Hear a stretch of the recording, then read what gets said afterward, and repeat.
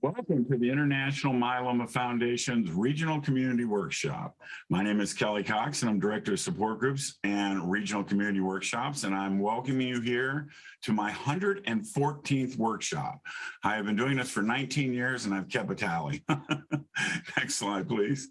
Well, listen, we have been doing this for 30 years at our foundation, and I want to thank our sponsors, Amgen, Bristol-Myers Squibb, GSK, Jensen, Karyopharm, and Takeda. They've been sponsoring our programs for quite some time, and without you and without them, this would not be possible. One thing that's incredibly important to the foundation for future programs is your feedback. We average about 80% of people at the program responding to our program, and each one of those evaluations are read by myself and a team, and we see if there's any way we can help smooth out the transition, make the transition better, make the slides better, whatever it takes to make this a better experience for you, because we are conscious that you're spending a couple hours with us on a Saturday, and we just want you to know we're very, very grateful. So take the time to do the feedback. Now, here's the agenda for today. You've got my welcome and announcements. One other thing I'd like to say is that if you'd like to do anything in the future, please go to myeloma.org and you can get your questions answered.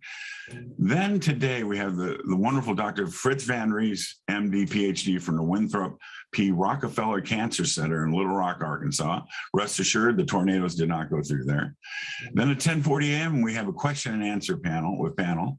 10:45, little meditation stretch break to do about 10 minutes to make sure that you get a little breather room. Then we go into relapse therapy and clinical trials of Dr. Panner of Rush University Medical Center in the great city of America, Chicago, Illinois. Then we go on to how to manage symptoms and side effects, a critically important segment for those dealing with multiple myeloma, presented by a dear friend, Kevin Briggle, PhD, MD at VCU Massey Cancer Center, and he's on our famous International Myeloma Foundation Nurse Leadership Board. After that, we'll have some questions and answers. So if you kind of hold your questions until we get to those Q&A parts of the agenda, it will run much smoother. So without further ado, I'd like to introduce Dr. Van Rhee, who's going to talk about Myeloma 101 and frontline therapy. Dr. Van Rhee, take it away. First of all, thank you very much for the invitation, and it's a pleasure to speak to all of you in Texas, Oklahoma, Arkansas, and Louisiana, and whoever may be watching this. My name is Frits Van Rhee. I'm originally from the Netherlands. I've been in the States since 1996 and in Little Rock since 2001. And we've had a myeloma center there since 1989, where we have the pleasure of treating people from Arkansas and people from all over the US, predominantly the Southeast. So, sure. Is that better? Okay, let me just go on. So today I'll be talking, they go a little too quick, isn't it? Okay, so first I'll give you an introduction, then I'll be talking about myeloma tests, then about the question whether people have high or standard risk myeloma, and then we go into the management of various scenarios, smoldering myeloma, treatment of elderly, and a little bit about transplant eligibility. So what is myeloma? Well, myeloma is a cancer of plasma cells, and the job of plasma cells is to make antibodies, and they live in the bone marrow. So if they go cancerous, you start to make one type of antibody, and that's what we call the myeloma protein or M protein. Myeloma can occur at all ages, and at the bigger centers, we see a lot of young patients, but obviously it's predominantly a disease of the elderly. One of the good things is that with the advent of novel drugs, the prognosis has really improved, and I think it continues to improve. Okay. All right, these are the hallmarks of myeloma. First of all, you have malignant plasma cells in the bone marrow. Very often an abnormal protein is made, that is the antibody, one type of antibody, and often there are bone lesions. Obviously, sometimes the disease grows in lumps and bumps, and the random bone marrow is normal. Then about 3% of myeloma patients don't make abnormal protein. And fortunately, not everybody has bone disease. So these are the typical presenting features of myeloma. Increasingly, patients are being diagnosed incidentally when they have blood work done for other reasons. Anemia is an important finding. Sometimes patients have bone disease, and that can give rise to compression fractures in the spine, spontaneous fractures of the long bones, and also bone pain. Then abnormal kidney function is also a frequent finding, as well as hypercalcemia, which can cause confusion and contribute to kidney impairment. So how does myeloma work? It all starts with these malignant plasma cells in the bone marrow. They can crowd out the normal cells and cause anemia. They interfere with the normal metabolism of the bone, and they cause bone destruction, fractures, bone pain, and the resorption of normal bone can also lead to high blood calcium, which can cause confusion and contribute to kidney impairment. Again, the high monoclonal protein sometimes can cause to sludgy blood, which we call hyperviscosity syndrome. And one of the features of that is confusion. Myeloma protein, particularly the light chains, can deposit in the kidney and other organs, sometimes which we call light chain deposition disease. It can cause clusters and deposits in organs like kidneys, gut, and heart. And the light chains can also deposit as casts in the kidney, and in that way cause renal kidney impairment, and sometimes even kidney function, to which again the high blood calcium can contribute. The cancerous plasma cells also crowd out the normal plasma cells. So you get low antibody levels, which can contribute to a tendency to get infections. Myeloma also disturbs in other ways the ability of the body to fight infection. So there is an increased risk of infections.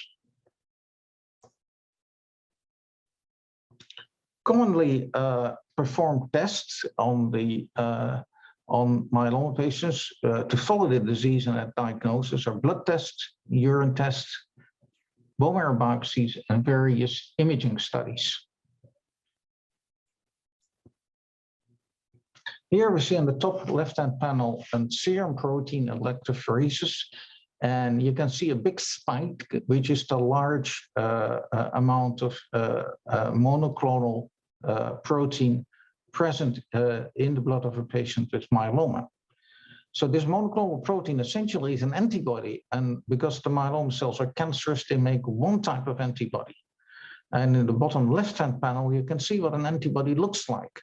There are two heavy chains connected together, and they either of the IgG, A, M, D, or E variety, IgG being most common in myeloma, and two light chains. And the light chains are either kappa or lambda.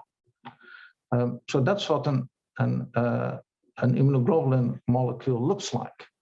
And the light chains are sometimes produced in excess, in addition to the whole immunoglobulin molecule, or some patients, about 20%, only make light chains. And you can detect them with the so-called free light chain assay.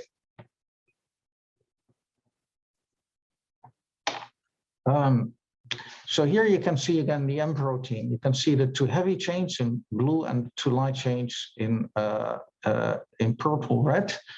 And the light chains can be excreted in the urine. And it is sometimes referred to as Bence-Jones proteinuria. And you can quantify the amount of urine, the amount of protein in the urine in a 24-hour urine collection. I'll talk about that a little bit later in more detail.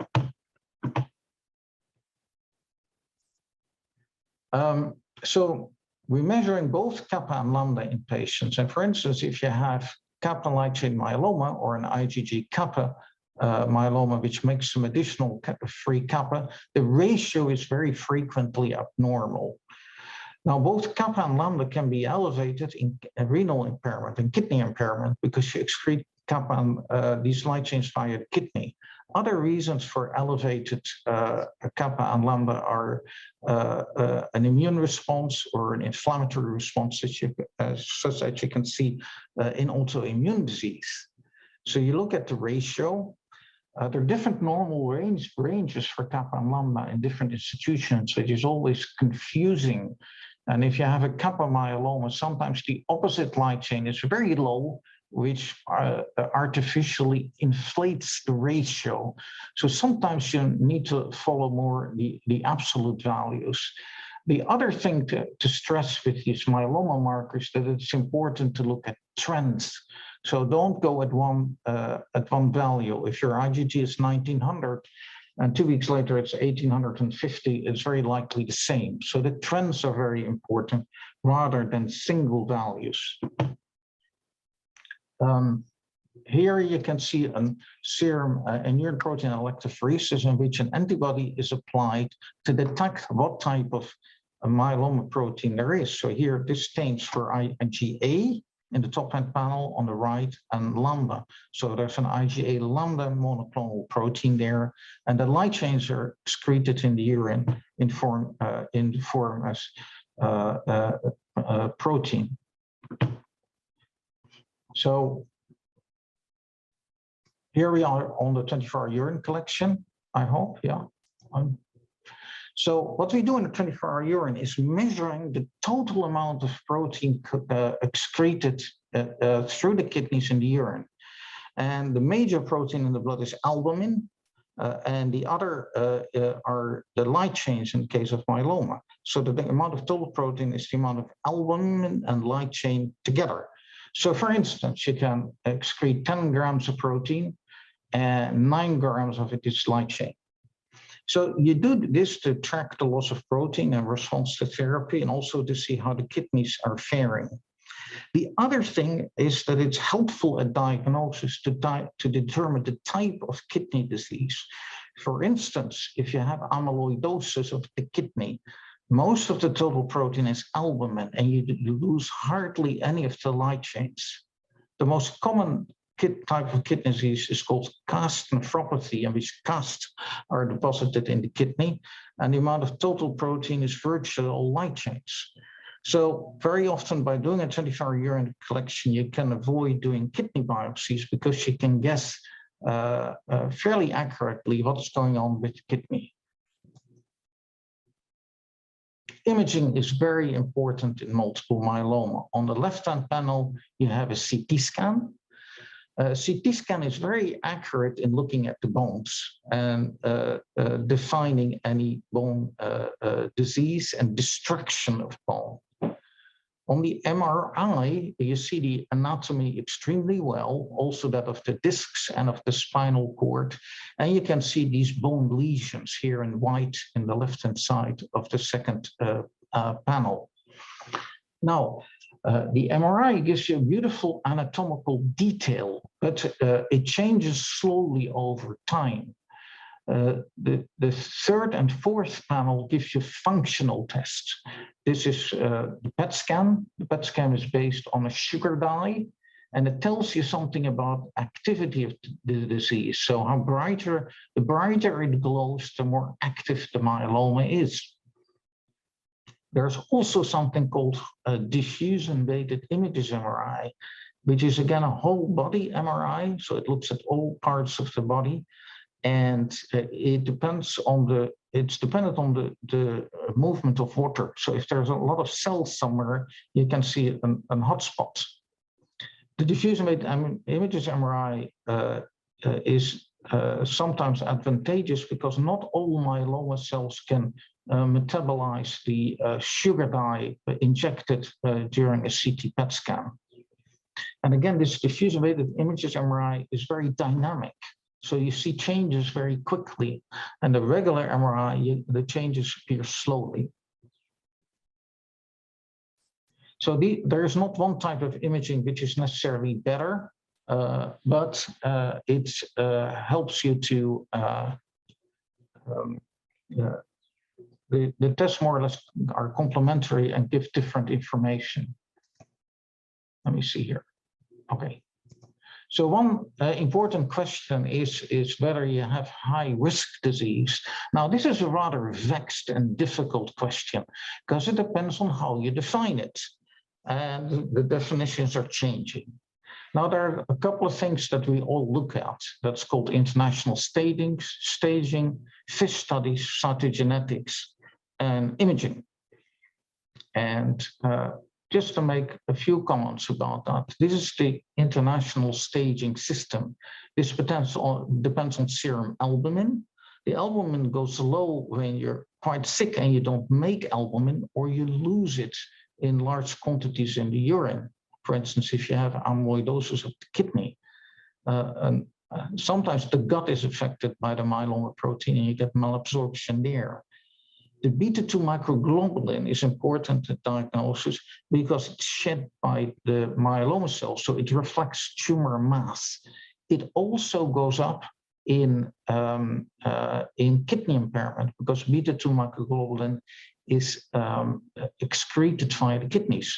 So stage 1, you have a preserved albumin and a preserved beta-2 microglobulin. And in stage 3, you got very high beta-2 microglobulins. Now, beta-2 microglobulins should not be used to monitor myeloma. I think it's only relevant at diagnosis. There are other reasons that can put up a beta-2 microglobulin, for instance, viral infections. On top of the albumin and beta-2m for classification, we utilize FISH studies, and that gives you the revised international staging definition. I won't go into detail, but FISH studies are important. In FISH, it stands for fluorescence in situ hybridization. You use specific probes to look for specific abnormalities in the DNA of myeloma cells. For instance, you look to see where chromosome 4 and 14 have swapped material. And if chromosome 4 has a red signal and 14 a green signal, if the two overlay, you can get a yellow signal. So there is what we call a translocation. And there's some other features that we call high risk. Now, FISH can be done on all bone marrow samples. As long as they're myeloma cells, you can do the test. However, you will only find the abnormalities that you look for.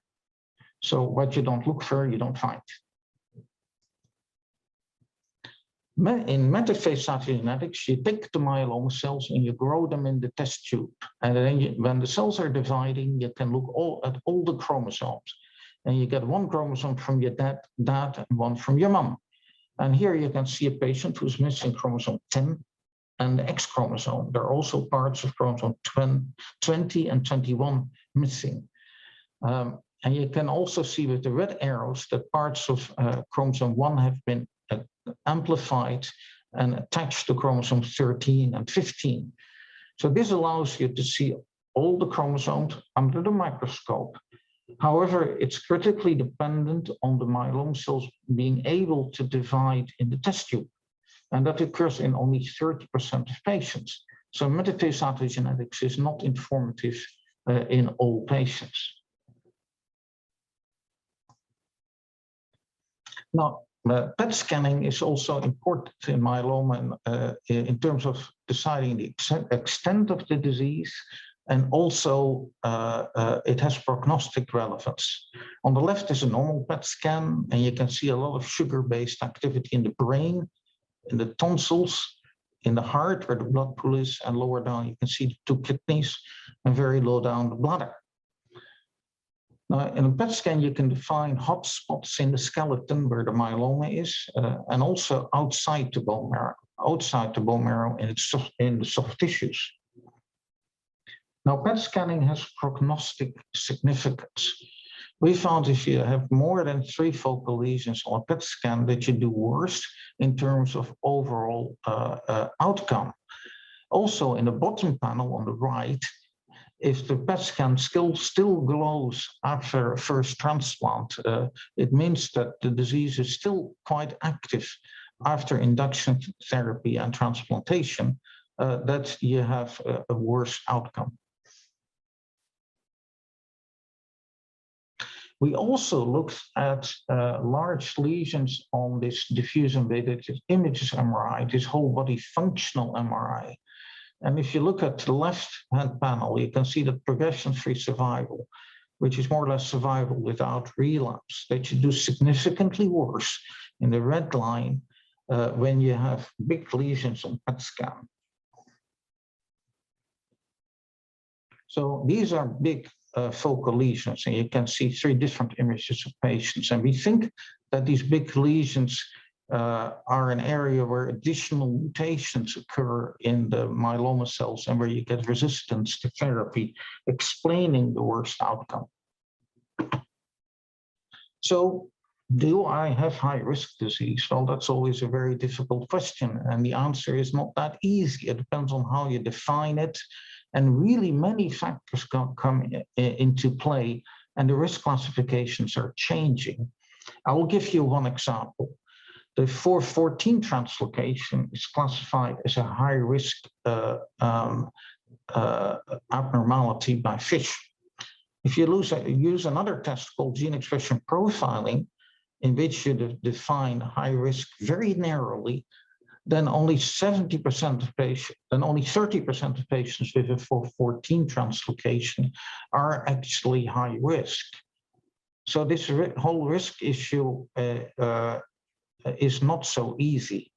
It is also important to realize that you're talking about statistical predictions. Not everybody with so-called bad FISH will behave like a high-risk patient. Many patients do extremely well. So there are not necessarily these binary outcomes. Risk is not binary, risk is a spectrum. And many patients who have adverse FISH features will do extremely well. We all think, I think, that when you have relapse, when you're receiving active therapy, that's not a good feature, no matter what your FISH or other tests tell you. We call it functional high risk. A very early relapse after a stem cell transplant is also not a good feature.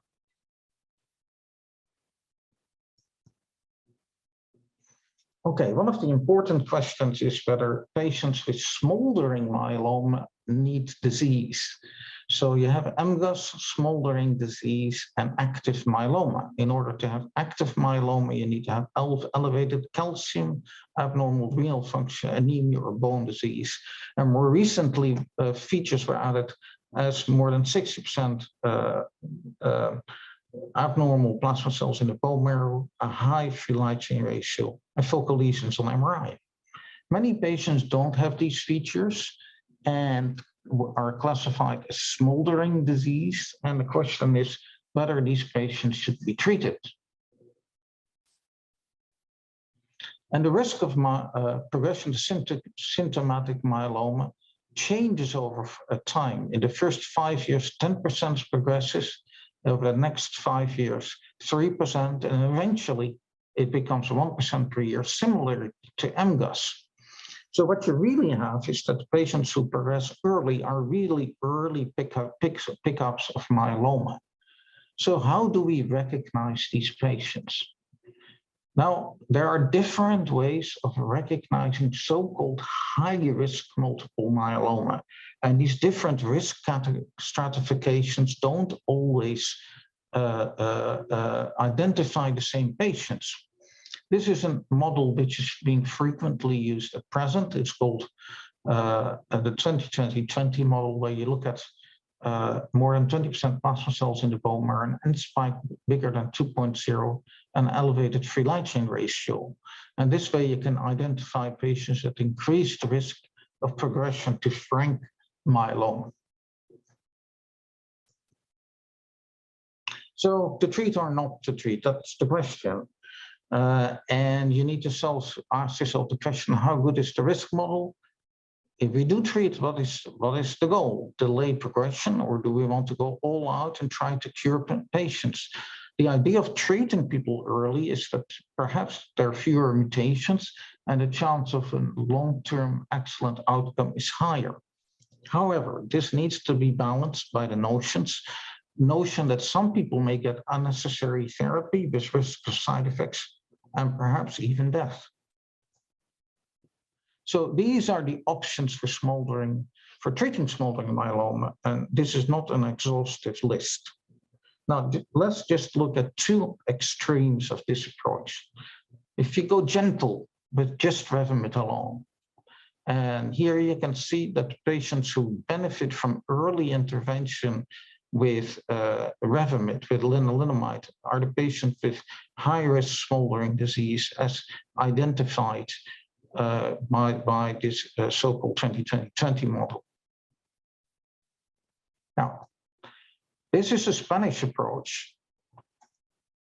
And here they go all out. They give carfilzomib, Revlimid, dexamethasone, a transplant, more carfilzomib, Revlimid, and dexamethasone, and then a Revlimid and dex for 2 years as maintenance. So that's a really aggressive disease for somebody who doesn't formally have active myeloma. And the outcomes in terms of survival are really good. However, there were also side effects, and there was even one patient in this group of patients who was considered a treatment-related death. So what should we do in clinical practice? I think a number of studies have shown that if you observe whether the disease gets worse, that you can really identify patients who are progressing to active myeloma very well. So you can see whether they become more anemic, whether there's more bone marrow infiltration, whether the M component goes up. The term evolving smoldering myeloma is being used for that. And personally, I like sort of this approach. If you're young and fit, you've got multiple high-risk features, maybe you want to treat. Other patients you observe for evolution, and if you do treat them, it depends on their age and physical fitness. And if they have standard risk features, you just follow them and again, look for this possible evolution.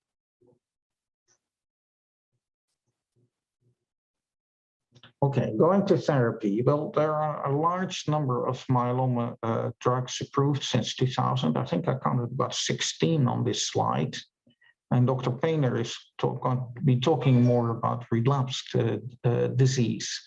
In blue, you see the proteasome inhibitors, bortezomib, carfilzomib, ixazomib, and then there are the immunomodulatory drugs, thalidomide, lenalidomide, pomalidomide, and also the antibodies, daratumumab, elotuzumab, isatuximab, and obviously there's transplant.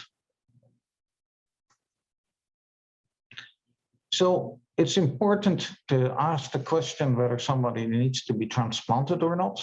Most people would think that upfront transplant in 2022 is still part of therapy. If the patient is transplant eligible, which is determined by their age, by their fitness, and other medical factors. However, most patients are elderly and they are actually not fit for transplant. So what you need to do, I call that staging the aging. You need to see how fit these patients are and what level of therapy they can tolerate. I think for the elderly non-transplant eligible patients, you want to try minimize toxicity, optimize treatment efficacy, and yet preserve quality of life and avoid early treatment discontinuation. So that's a bit of a balancing act.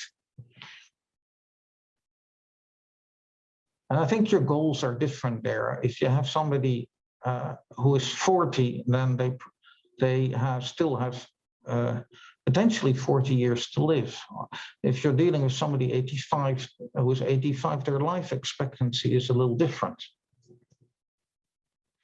The other point to make is that your first shot of treatment is probably your best. This is a slide given to me by Andrew Spencer from Australia. And you can see here that in patients over 70 in red, only 35% of patients made it to second-line therapy and 17% to a third line of therapy. So it's important to realize that your first shot at therapy is your best one.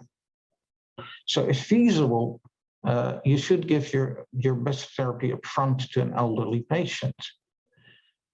Other considerations are whether you just want to control symptoms, how you should deliver it, whether you should keep patients on continuous therapy or want to do some form of maintenance, and also how can we deliver therapy?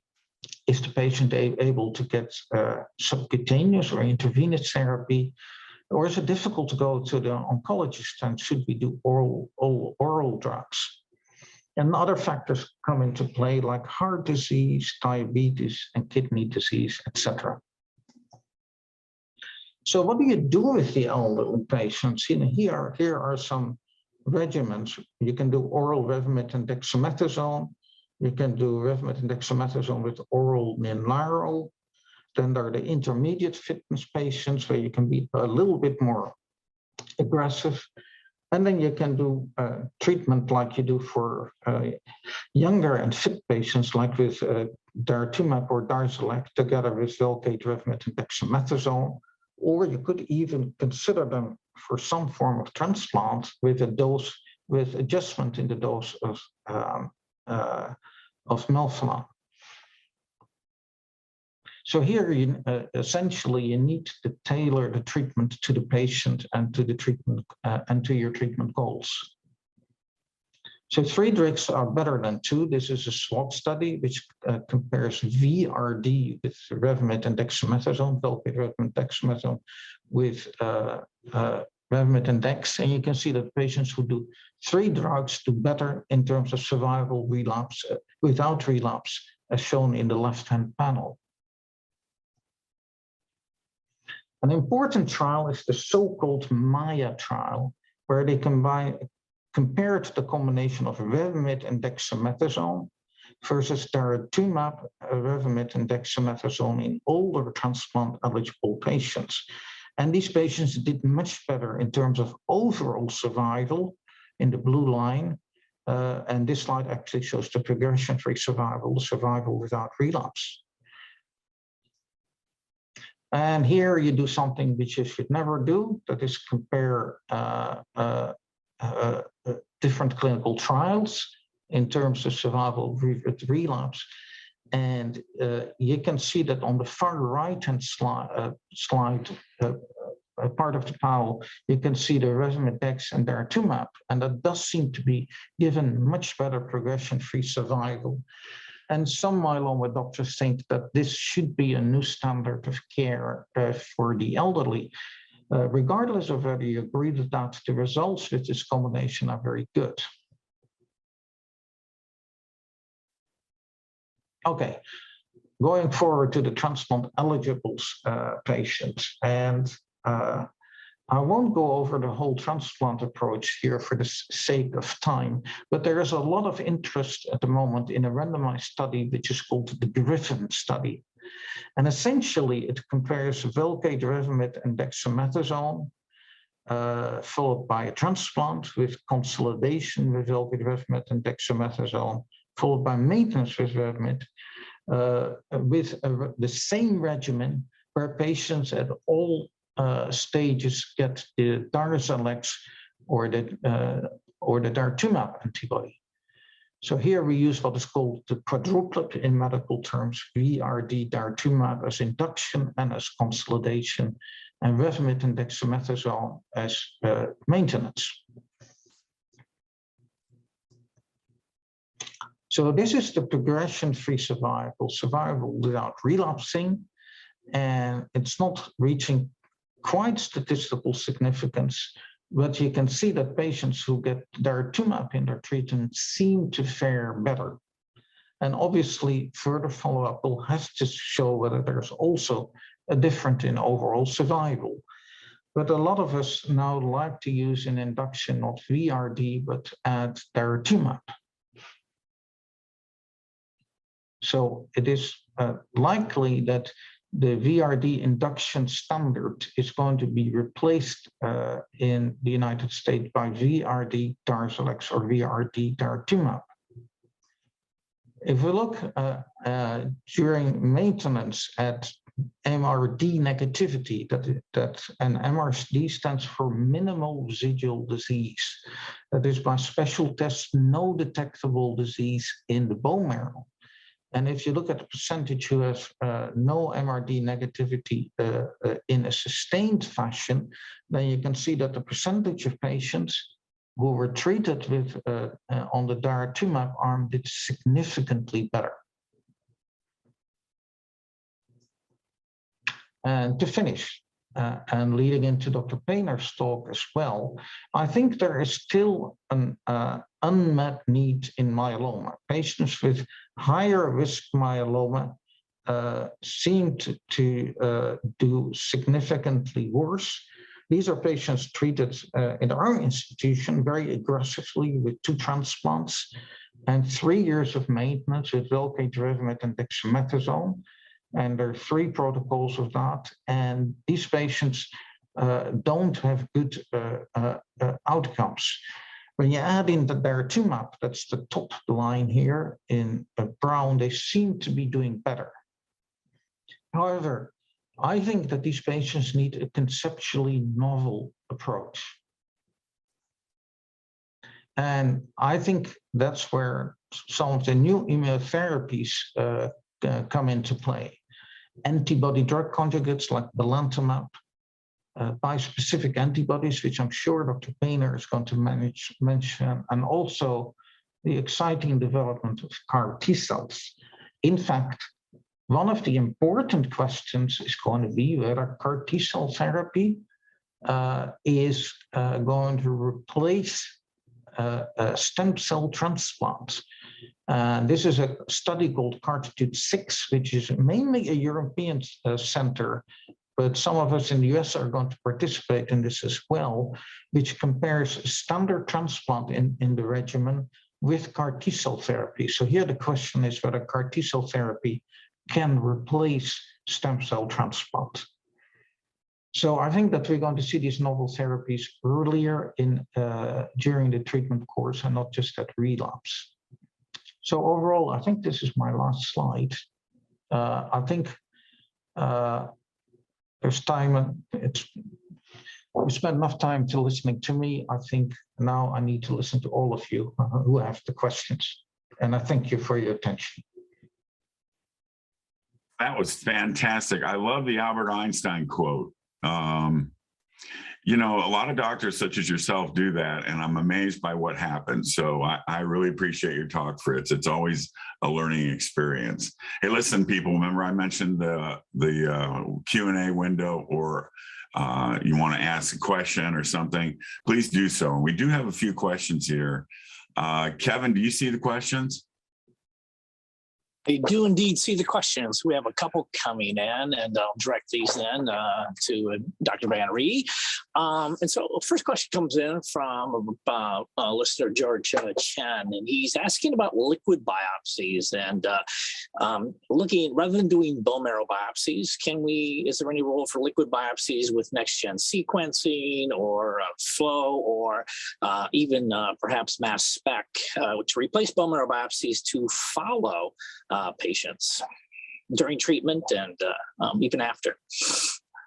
Okay, mass spectrometry is to tackle that first. Is a way to identify small amounts of protein in the bloodstream. At the moment, it's only available in a quantitative fashion, in a qualitative fashion. So you get a yes/no. So we sent a lot of material to the Mayo Clinic, but you get a yes/no answer. In principle, it's possible to detect very low amounts of myeloma protein using this technique. For higher amounts of protein, I think that the standard measures will still be used in future. It is possible to get information from liquid biopsies from the blood. However, it requires quite complicated technical measures, such as next generation sequencing, which are currently not being routinely used. you will also lose some information, like how many myeloma cells are actually in the bone marrow. And what we look at as myeloma doctors is not only at the mere presence of myeloma cells, but we also look what they look like. Do they look angry or do they look benign? So I see that liquid biopsies perhaps in future can supplement our bone marrow tests and occasionally replace them, but I don't see the bone marrow test completely disappearing. The FISH tests and the cytogenetics are quite easy to do and very reproducible. All right. So the question which just came in, which I'm going to feed right off of that then as well, is the question is one bone marrow biopsy a year sufficient, or do you base it clinically, or how often do you do bone marrow biopsies in your patients? What's your practice? Okay, so that all depends where you are in the treatment. If somebody is on long-term follow-up, then obviously once a year is plenty, or perhaps even less frequently in some circumstances. If somebody is getting active therapy and has high-risk myeloma, I think you want to know after every block of treatment what you have achieved and what's going on in the bone marrow. So it all depends on the clinical circumstances. Fortunately, bone marrow biopsies are available in our center under sedation, as in many other places, which makes it a little easier, because we do appreciate that having bone marrows is not fun. So it depends on the clinical circumstances. All right, then a question about stem cell transplant, as some people are choosing to delay, as you mentioned. So is there any information on whether delaying the stem cell transplant to perhaps first relapse, then we get patients into a CR2, would it be any less effective than upfront? Well, let me give you some data and some my own view. If you're a younger patient and you go to war with a cancer, you don't keep your crack troops in reserve and employ them when you're losing the battle. So I think you need to go for upfront therapy, the stem cell transplant therapy, and that is sort of supported by, for instance, a French study where people had better progression-free survival with transplant upfront. Now, this obviously is a paradigm which is changing a little bit, especially for older patients, where you can deliver therapy with 4 drugs like Velcade, Revlimid, and daratumumab. And if they're not that fit and elderly, you could harvest stem cells, deliver the quadruplet therapy, and perhaps do transplant relapse. So this is a moving target determined by age, and also physical fitness. And again, maybe in future, we'll be doing CAR T-cell therapy instead of transplants. So we'll see. Okay. And along those lines, there's a question as well about, so obviously we're talking about autologous stem cell transplants where you get your own stem cells back. And what do you think the role is then for an allogeneic stem cell transplant? Okay, we've been there at our center doing autologous transplant followed by an allogeneic transplant, mini allo, and we did not have better outcome than doing 2 transplants at that time. What we did have is more patients dying and more toxicity. I am not saying that there is not a room ever for an allo transplant in myeloma, but not as routine treatment. In some special circumstances in hand-picked patients, there is a role for allogeneic transplant. It's also important to realize that the anti-myeloma effect of the donor cells is fairly modest.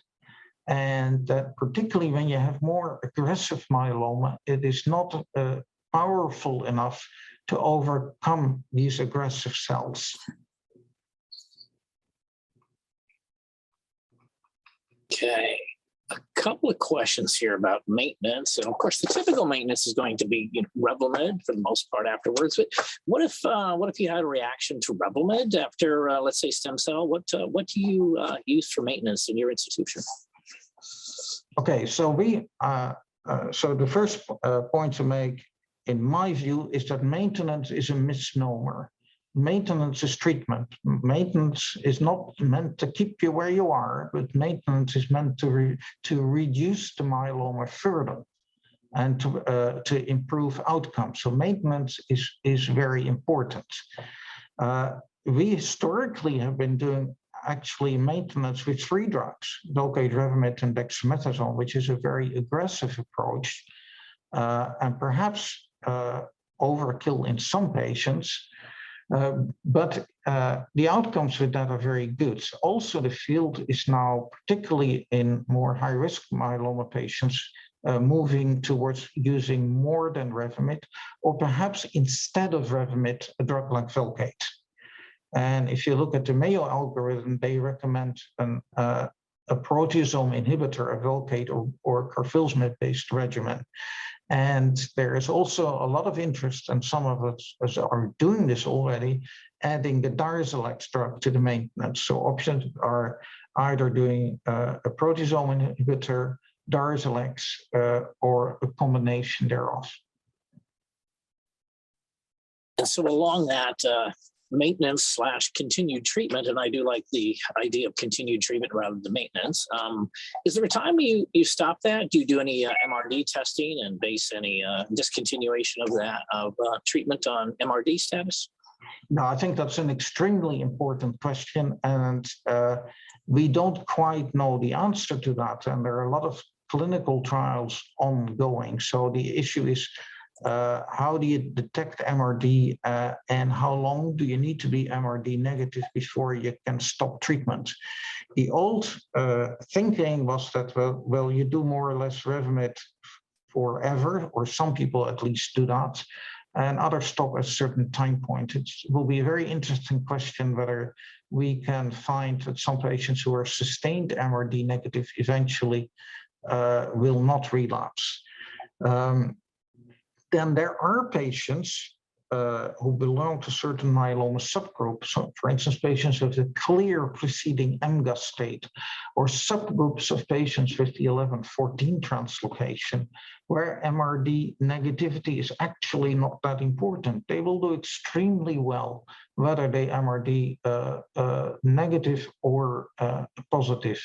In high-risk patients, MRD positivity is very important, and there is early on, for instance, after a transplant. And it may even mean, in my view, that you may need to change treatment. But hopefully clinical trials will answer in future whether we can alter therapy based on people being MRD negative. And one important trial recently reported was the so-called MASTER trial. But I think these trials all require more follow-up, and they need to be more mature before we have definitive answers. All right. Okay. And a question which I think really points to some understanding of the different presentations. And so a question comes in, what's the difference between multiple myeloma and an extramedullary plasmacytoma, and how do you treat those? Okay, so an extramedullary plasmacytoma is an area of myeloma, a lump of myeloma which does not grow in the bone. For instance, in the liver, or in spleen, or in a lymph node.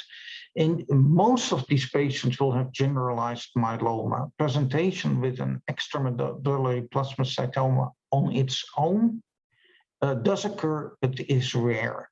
If it's the single site of disease, then radiation or occasionally excision would be the preferred therapy. So in general terms, the answer would be radiation, but it's a rare scenario. Okay. I don't know whether I should be answering all the questions, or some of these are for Dr. Painter too. Yeah, there's a couple that I'm going to hold off because there's a few in here that are going to be dealing with things like CAR T, and I think Dr. Painter is going to be covering that as well. And so I think we'll hold off on some of those questions. And Kelly, where do we stand on time? We're doing okay, but I'd like to keep going if that's all right with everyone. because the next break, after all those intense questions, thank you people on the line. They were really, really, really good questions. I think, as Kevin said, there are going to be some for Dr. Panner, so we like to keep her busy too. Like I like to keep all doctors busy. But what we're going to do right now, looking at my schedule, we are going to do a little guided meditation and relaxation. This will give everyone about just under 10-minute break to go do a bio break or get some coffee or whatever you do at this time. And I'd like to go to Larry to take over on this program for us. So let's roll. Good morning. Good morning. Thanks for attending our International Myeloma Foundation Regional Community Workshop. We're on the home stretch. I'd like to take a quick second and thank Dr. Van Rhee. That was a lot of information. Hopefully you took notes and so forth. But right now, let's go on after our meditation, which you should have taken a break. It's good for you to do that every day. Is Dr. Panner. She is going to be discussing relapse therapy and clinical trials, two incredibly important topics for those of you that are experienced, and those of you who are not, take notes because you possibly will have to hear about these things. So Dr. Panner, take it over for me, please. Thank you, Kelly. Thank you for introduction and for this opportunity to speak to patients about multiple myeloma. I will be talking about clinical trials first, followed by treatments for relapse refractory disease. And my intent was to talk about trials first because I'd like to introduce you to some terminology that we doctors many times take for granted, but it can be a foreign language to patients. And yet it's very important to know what some of the terminology means in order to understand how we actually get the answers to questions about myeloma care from the clinical trials. So clinical trials are extremely important because everything we know about myeloma and how to treat and manage it comes from clinical trials. Clinical trials take a very long time to generate answers about treatment. So let's say if there is a new drug in development, it usually starts in so-called preclinical states where scientists are working with chemical molecules in the lab, and they're looking for cancer cells response to these drugs. Only then it goes to animal models, where first it's tried in hamsters or dogs or monkeys, depending on what kind of drug is being tested. Usually it's the mice that suffers the most. And once it's shown in animal models that the drug is active and safe to give, only then it goes to human trials. And then trials in humans are divided into 3 phases. So first phase trials are the ones where drug is tried out in humans for the first time. Those are usually very small, and doctors start with just a small fraction of the dose that they can calculate from animal experiments. And they continue to increase the dose in patients on phase 1 trial to make sure that it's safe. So the goal of those trials is, number one, to show that the drug is safe. And if it is safe, and we find so-called dose for phase 2 trial, what is that perfect dose where we're seeing activity, but we're not causing terrible side effects, then it goes into phase 2. So phase 2 trials are a little bit larger. Usually they will have around 100 patients, sometimes a little bit less, sometimes a little bit more. But the main goal of phase 2 trial is to answer the question, how well patients respond to the drug at the dose that we consider to be effective and tolerable. So just to keep in mind, if phase 2 trial is showing that in patients with relapse refractory disease, there's about 20% response, that is a very promising treatment. It may not sound a lot, but remember, these trials are usually done in patients who have no longer treatment options, and their disease has become very clever. It knows how to go around chemotherapy. If you think of the best drugs that we have today, their response rates in phase 2 trial were in a range of 20%, maybe 30% at the best.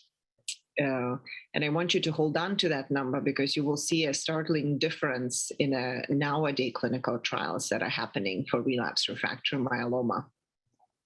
So once those drugs move into earlier lines of therapy, the response rates are much better, but 20% is that minimum response that you want to see in a relapsed refractory disease. And then phase 3 trials are the largest. That's where we see a few hundreds of patients participating. There's usually a standard of care arm and then experimental arm, meaning half of the patients will be getting standard of care. Another half of the patients will be getting experimental treatment that's already been proven to be effective in phase 1 and 2 trials. But now we are trying to build on standard of care. We're trying to make new treatment better than standard of care. That's why we're comparing experimental treatment to standard of care. And many times it's going to be that the new drug is added to the old regimen and compared to that old regimen.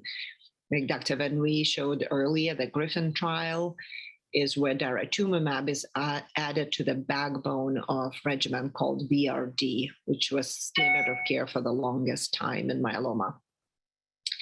So we covered the different phases of trials.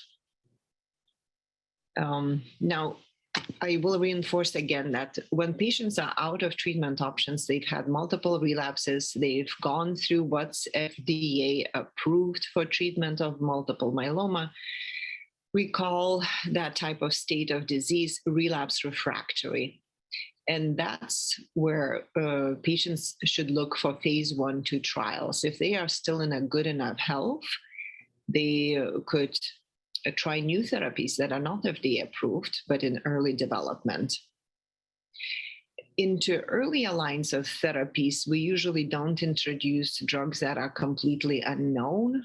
It's more traditionally going to be phase 3 trials or large phase 2 trials, where again, in every step of the disease, the newly diagnosed, the maintenance, the first relapse, the second relapse, we're looking for ways to do better than we already are doing.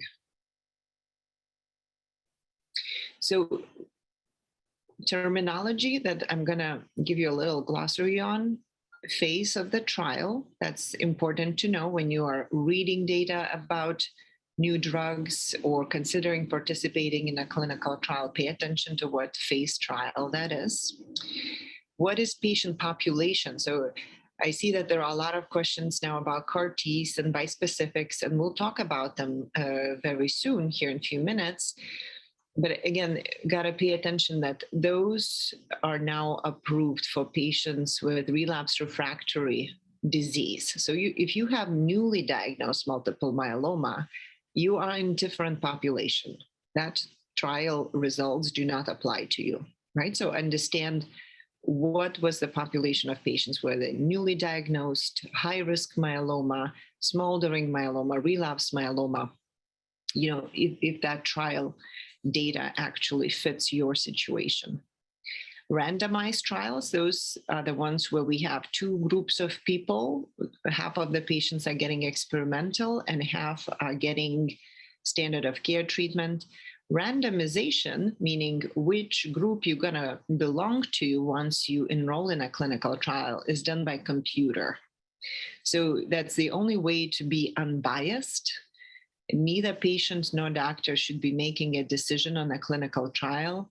Only that's how we can find the true answer, whether the new treatment is better than standard of care treatment. Overall response rate. So in multiple myeloma, that would mean how many patients had at least 50% reduction in the tumor volume. So drop in the monoclonal protein, decrease in the plasma cells in the bone marrow. So once patients have more than 50% reduction, it's called partial response. If there is 90% reduction in monoclonal protein, it's called very good partial response. And complete response is when you're no longer finding monoclonal protein or plasma cells in the bone marrow. So putting all of those together, a partial response, very good partial response, complete response, that's a fraction of patients with overall response rate. And that's usually important finding, especially in phase 2 trials in the research. Progression-free survival, that's a terminology that refers to how long patients stay in remission after they start therapy. And that takes into account the average of all patients who participated in a clinical trial. So those could be patients that responded to treatment, but also patients who did not respond to the treatment. Now, duration of response would be how long patients stayed in remission if they responded to the treatment. So usually duration of response is longer than progression-free survival because we are excluding patients who did not respond to the treatment. Overall survival is how long patients lived after starting treatment. And nowadays, patients live so long with multiple myeloma. It's not unusual to see patients living over a decade with multiple myeloma. So seldom do we have studies where overall survival is the goal in the clinical trial. We usually make decisions to adopt therapies based on response rates, progression-free survival, and sometimes minimal residual disease that Dr. Van Rhee referred to. So that's a terminology in the clinical trials.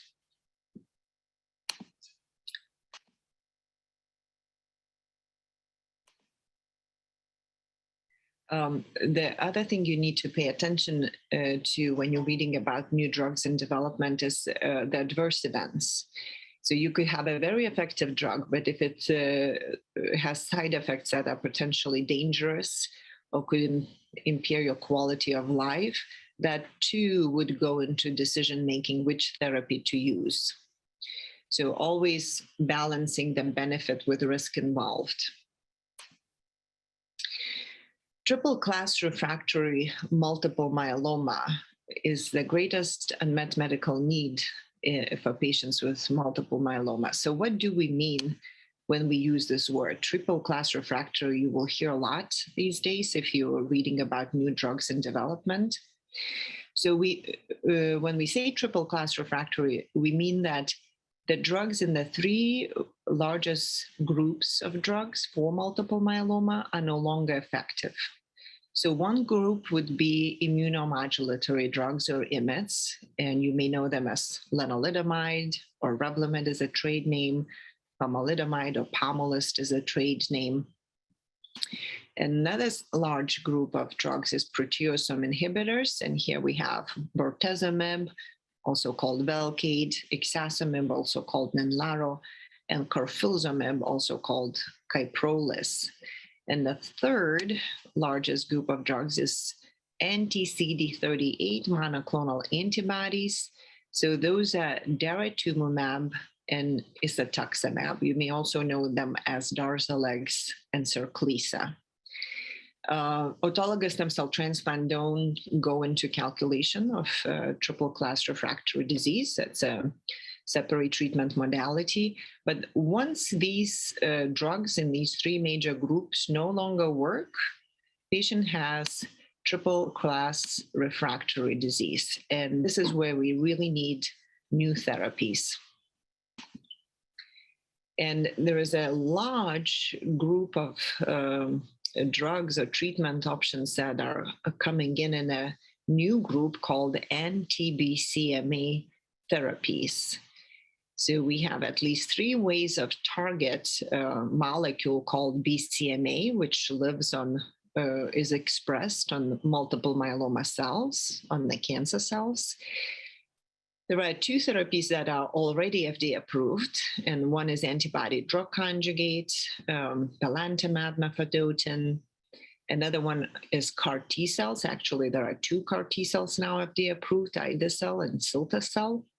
And there are bispecific antibodies that can target BCMA that are still in a clinical trial. So I will go ahead and talk to you a little bit more in detail about each of these treatment options for triple class refractory disease. There are also other new drugs in development, but I would like to focus on BCMA targeting therapies because I think they are the most important for you to know right now. This is where most of the science is focused on. So for antibody drug conjugates, it's belantamab mafodotin that we're going to talk about. For CAR T cells, we will look at the data of ide-cel and cilta-cel. And for the BiTEs, I'd like you to remember these two names called erlotinib. I'm still learning myself how to pronounce it, erlotinib and teclistamab. So those are two bispecific T-cell engagers that are farthest in the development, but there are many others also in development. So how does belantamab mafodotin works? I'm going to walk you through this picture. It's an antibody drug conjugate. So antibody part is the one that recognizes cancer cell. And the drug that is attached to the antibody is a toxin that destroys the cancer cell. So the first step we see there where it says ADC in the blood is once the drug is administered, that little fork shape structure recognizes and gets itself attached to cancer cell. It releases the toxin directly into cancer cell, and then cancer cell dies. So that's how antibody drug conjugates work. Things I would like you to remember about belantamab. So this drug was FDA approved for triple class refractory multiple myeloma when in phase 2 clinical trial, 30% of patients responded to treatment. That's better than 20%, right? So that is a very promising therapy. Among patients who did respond, remission lasted about a year. So that too is pretty impressive considering that these patients did not have any more treatment options left. One of the curious side effects with belantamab is dry eyes and impaired vision. Sometimes eyes can get blurry from the dryness. There is a direct effect of the drug component onto the lining of the eye. The good news that it's reversible. Nobody goes blind on this treatment. But in order to notice this early on, it's very important to get eye exam before you start treatment and then every 3 weeks. Because sometimes those changes can happen before there is any symptom. They sometimes can be asymptomatic, but the eye doctor can see it already happening. And if eye damage is starting, then it's important to hold the drug till eyes recover. And once they recover, it's actually safe to go back to treatment. Sometimes dose reductions may be needed, but a lot of patients are able to resume treatment. And what's interesting that even if you hold treatment, a lot of patients who responded to it will continue to deepen the response. So it can be scary to hear that you need to hold your treatment, but actually it's not a dangerous thing with this drug.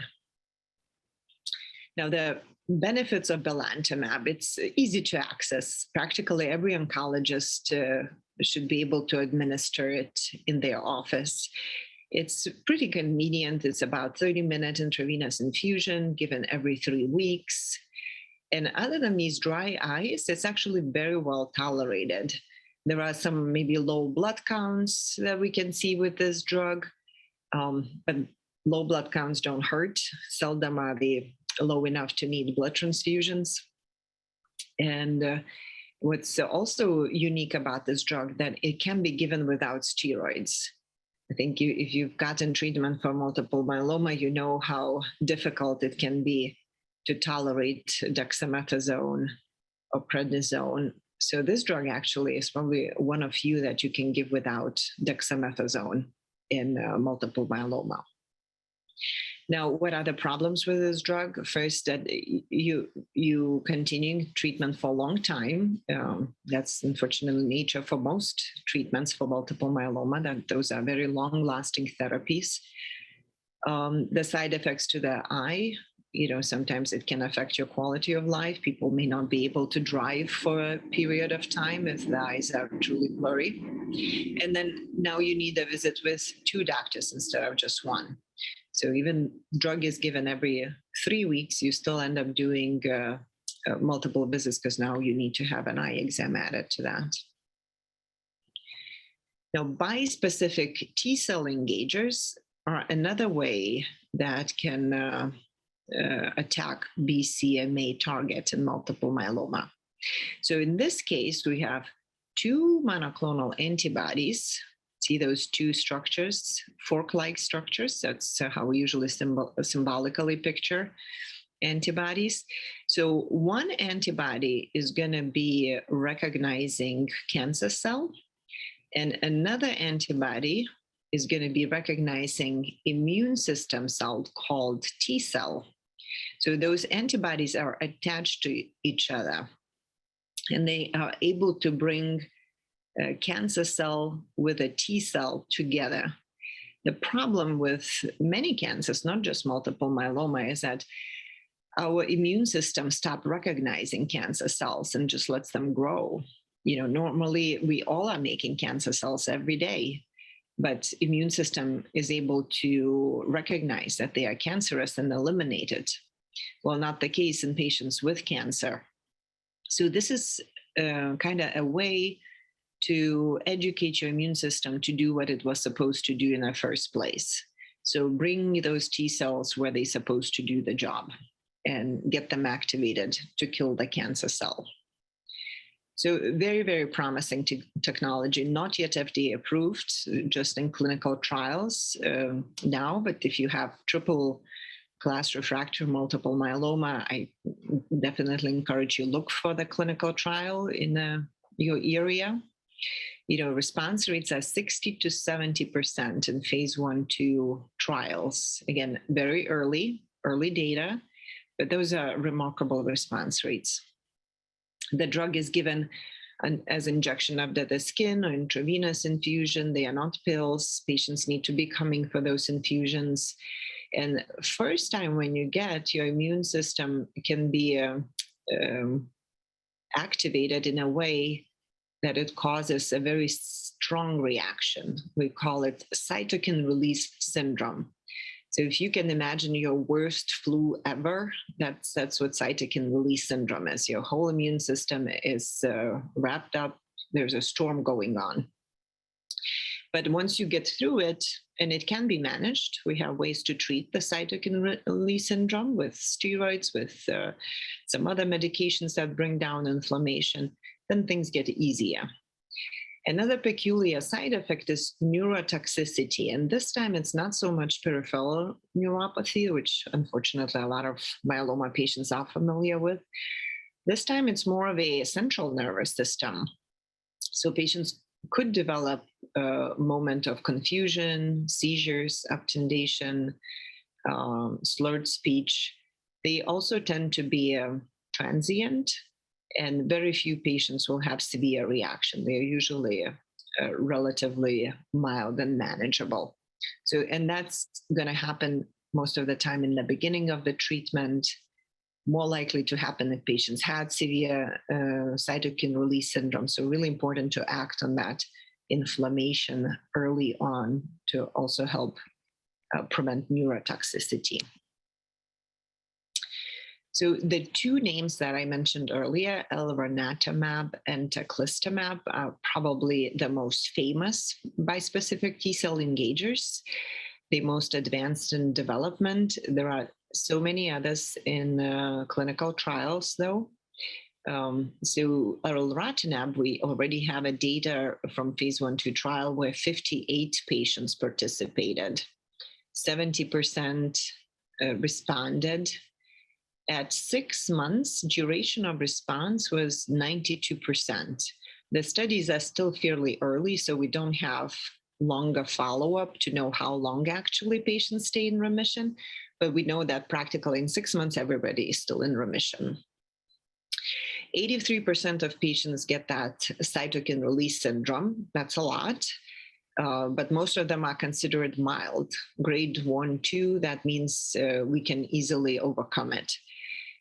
It's very rare to see severe CRS, grade 3 and 4, where people are hospitalized, maybe in even an intensive care unit. So again, not a pleasant side effect, but it can be managed. Neutropenia, meaning your white cell count will go down. We do worry about the risk of infection when that happens. I couldn't actually find in the publication what was the rate of infections with elranatamab, but in another bispecific T-cell engager, teclistamab, it was about 63%. And then neurotoxicity was reported as high as 20%. Now, the teclistamab is another bispecific T-cell engager. A larger study of 159 patients had been conducted and is still ongoing. So 65% of patients responded. In 6 months, 90% of them were still in complete remission. Oh, sorry, not necessarily in remission, but still responding to the treatment. Again, CRS rate was 67%. Here, actually, neurotoxicity was reported only 2.5%. And it might be that doctors are getting better in how to prevent and manage it. That's the hope, that we're going to see less of it with time. So strengths and weaknesses, what I would like to point out, again, bispecifics are only available in a clinical trial, means you have to travel to the center that is conducting your clinical trial. And that could be inconvenience if you live far away from university hospital. There are very high response rates. It's too early to say how long is the remission going to last with these treatments, but at least initial data is very promising. And it's a relatively convenient schedule. Some of them can be given every 3 weeks. Some of them are given weekly. I think there's still a lot of work to be done to figure out what's the best way of administering these drugs. Now, weaknesses, again, is that it is ongoing therapy. It's only available in clinical trials. There's risk of this inflammatory reaction called CRS in the beginning of treatment, and neurotoxicity. And this takes us to the last group of therapies that target BCMA on cancer cells. That's CAR T cells. CAR T cell stands for chimeric antigen receptor T cells. So T cells you heard about already. They are immune cells that are supposed to recognize cancer and eliminate those cancer cells. But in cancer patients, they don't work well. So what scientists figured out that they can collect those T cells from the patient. So I think I'll point out here that they are not stem cells like in autologous stem cell transplant. They are different kind of cells. They're T cells. So some patients already had a question in the chart, could I use my stem cells for CAR T cell therapy? They are different cells. So stem cells are only used for transplant. For CAR T cell therapy, we have to collect fresh T cells, and then they are sent to factory where they are infected with viruses that carry genes that express molecules that help us recognize, not us, but those T cells to recognize cancer cell. So in other words, if T cell was not able to recognize cancer, now it has like a detector on its surface.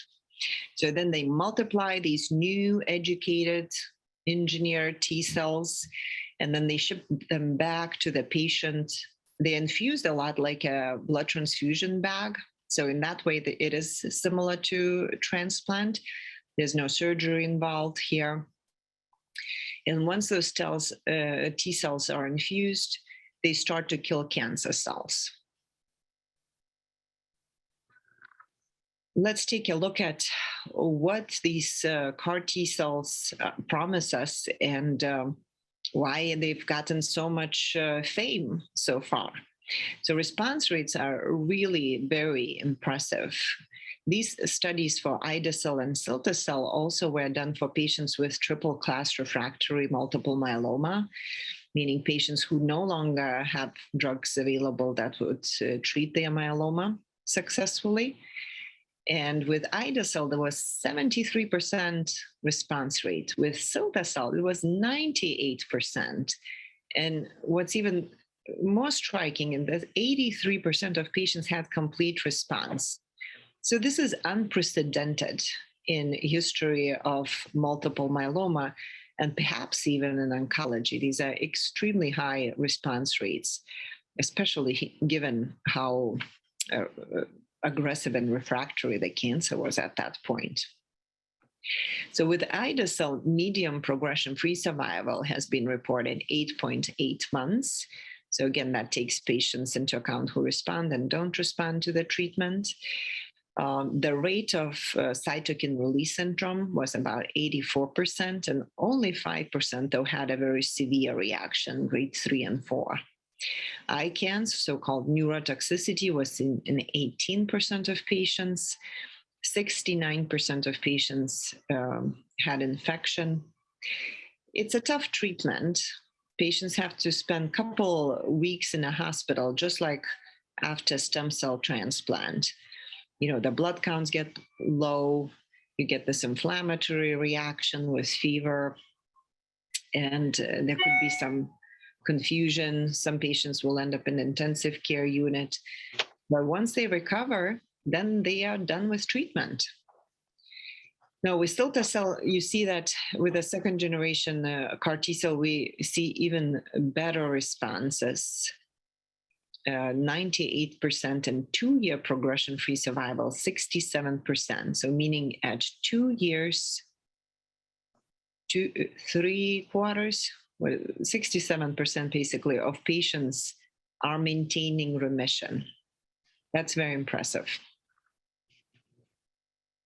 So it is kind of worth the risk if you can tolerate and you can get these CAR T cells. I think it's worth the risk involved, considering how effective they are. And certainly there's now a lot of new clinical trials with perhaps even better CAR T cells. We always constantly trying to make them last longer, be more effective, better tolerated. There's a bunch of clinical trials also now looking how to move them into earlier lines of therapy. But that is still in clinical trials. What's FDA approved, that's for triple class refractory disease. Now, the beauty of CAR T cells is not only that they are very effective, but when you complete that treatment, you're done with treatment. You don't have to continue to taking pills, coming in for infusions. You do need to check on your myeloma every so often and see your doctor. Unfortunately, it's not a cure, even though those responses and remissions are very impressive. We don't think yet that we are curing patients at that point. So you still need to follow with a doctor, but at least you get a break from treatment, which is no longer common in multiple myeloma. Now, the weaknesses are it's a tough treatment, requires hospital stay. You may have to travel to specialized center. Not even all the academic institutions are doing CAR T cells. Those are selected centers that can provide this treatment. And certainly the risk involved, the CRS and neurotoxicity. Well, I will mention that besides these BCMA therapies that I talked to, scientists are already looking at new targets, other ways to treat multiple myeloma, because some patients will continue to relapse even after BCMA therapies. So there are drugs like cebostamab. It targets entirely different target, not yet explored in myeloma before, something called FCRH5. And so far, response rates are 56%, duration of response almost a year. Talquetamab is another very interesting bispecific T-cell engager that is targeting a molecule on cancer cell called GPRC5D. The response rates are in the range of 70%, and duration of response has not yet been reached in 10 months. So more to come. Perhaps next year when I'm doing this talk, I'll have more slides on even newer therapies. It's wonderful to be a doctor who treats multiple myeloma because we always are trying to improve, and it's exciting how new therapies are coming so quickly in multiple myeloma. So with that, I would like to thank you and see if there are any questions that we can answer. I want to thank you, Dr. Panner. I appreciate you doing this while you're on call, no less. Patients out there, you know that doctors are really busy, and when they're on call, they're exactly on call. So I'm just grateful you're taking the time. Kevin Briggle is going to take over with some questions here that he sees over here, and you might not have met. He's with our International Myeloma Foundation Nurse Leadership Board, so he has some experience in myeloma, as many of the nurses do. Kevin, take it away. Okay, thank you, Kelly. I'm moving on to symptom management here. And so this is a slide deck. It's put together by the Nurse Leadership Board for the International Myeloma Foundation. And so it's a group of about 18 nurses and advanced practice providers who basically put together slide decks for nursing education and patient education. And so we update it on a yearly basis and modify it throughout the year as well. So I did not make this slide deck. I participated a little bit, and I like to give kudos then to the Nurse Leadership Board here as well. And this particular slide deck is called Life as a Canvas and You're the Artist. And basically it talks about painting a picture. In other words, you're kind of in control, or should be at least involved in your own myeloma care. We'll be talking about decision-making and some things like that. All right, so framing your care. Here we'll talk about shared decision-making as we get a little bit farther, but first we think about your group. And who is your care team when we talk about multiple myeloma? And as has been mentioned, this is not curable, but it is a very chronic disease. And throughout the disease trajectory, you're going to be involved with a lot of people. If we just think from oncology, obviously we think of our medical oncologists for sure, but sometimes we use surgical oncology, radiation oncology. Of course, you have your oncology nurses, your advanced practice providers, you have oncology pharmacists. We deal with supportive care as well. So we have social work, pain management, sometimes psychiatry, psychology, physical therapy, occupational therapy. Home health is involved there as well. And don't forget to include your primary care provider and your other specialties. And so throughout your entire disease trajectory, there's a lot of people involved, and a lot of people, again, need to be aware of what's going on. So communication between that group as well. And the other thing that I think is really important in the middle of that slide right there, you'll see you and your caregivers. And I think caregivers is going to be the really, really important one here. Through many things, especially through transplant, they're going to be key and need to be involved as well. So educating the patient is one thing, educating the caregiver is equally important as well. So when we think about all these people who are involved, we talk about decisions and who's going to be involved in making decisions about how you're going to be treated. So we think about having decisions to make throughout the entire, again, disease trajectory, whether it's new diagnosis or whether it's relapse. And even if that's a high-risk smoldering myeloma, being involved in a clinical trial. But the point to be made here is, again, be empowered to be part of the decision-making. And the way you do that is, again, education, kind of what you're doing now. Knowledge is power. And the more you know, the more you're going to be able to be better involved in your own decisions. In most cases, you do have time to consider options, maybe not immediately up front.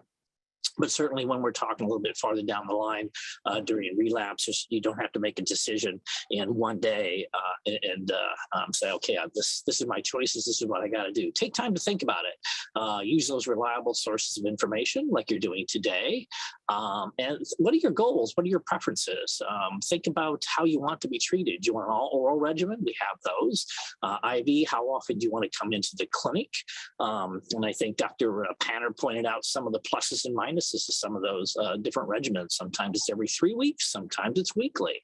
And then also never hurts to get a second opinion with a myeloma expert such as Dr. Panner or Dr. Van Rhee.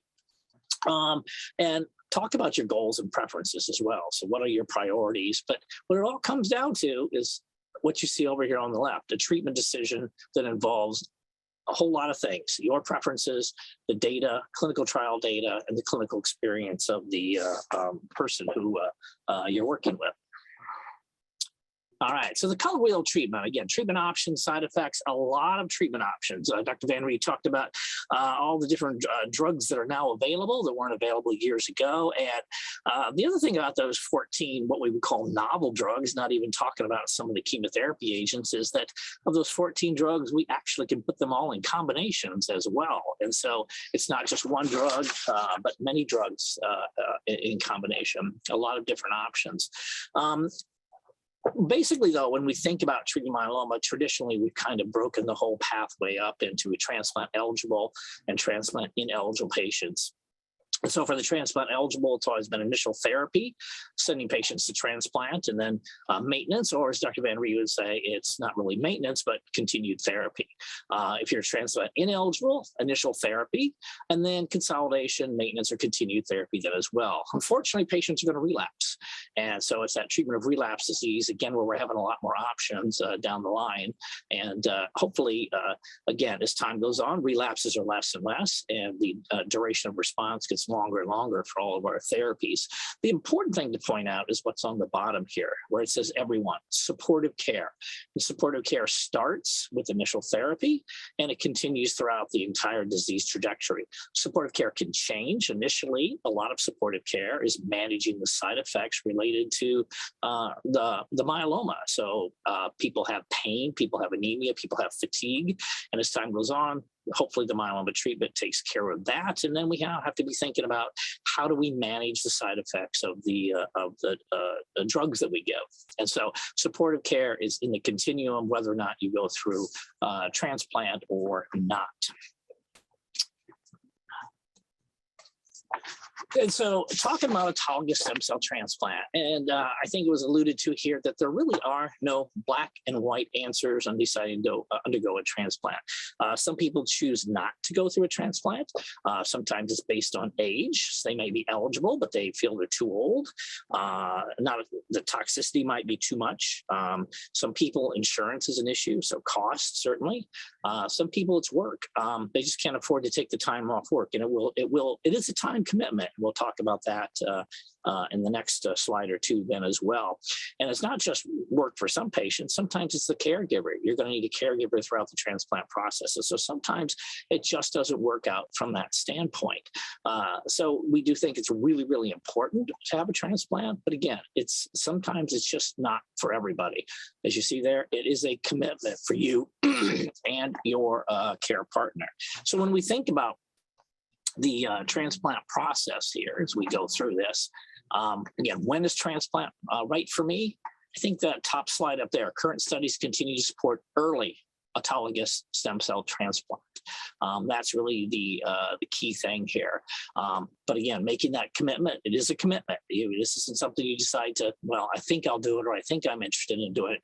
It really is a commitment for a couple of months here. And so if we talk about the phases, and we'll talk about this in more detail in the next slide, the first phase is really eligibility. Are you eligible for a stem cell transplant? And again, that's where we kind of make that upfront decision. Phase 2 is the actual transplantation process itself.